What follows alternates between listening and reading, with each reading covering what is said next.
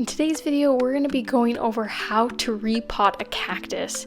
Now the one I have here is a Candelabra tree or Euphorbia ingens, but the principles of repotting a cactus remains the same. You can see here how big it's gotten and how small it was just 4 years ago.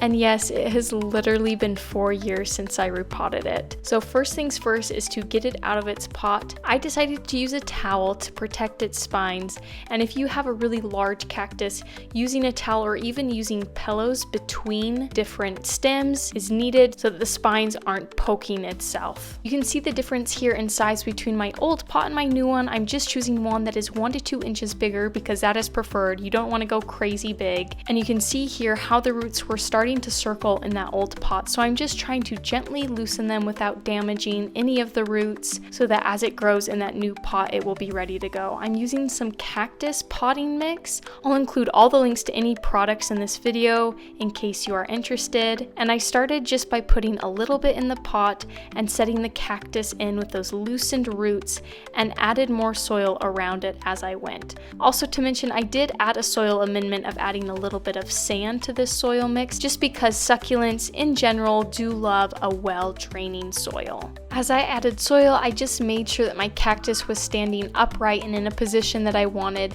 and gently packed the soil around it. At the end, I gave it a really nice drink of water so that it could adjust. I let the extra water drain out the bottom so that it didn't suffer from any root rot later on. So far, it's been a few weeks since I filmed this and my cactus has been doing amazing. No problems whatsoever, and I'm confident that if you follow these same principles, your cactus will be great as well.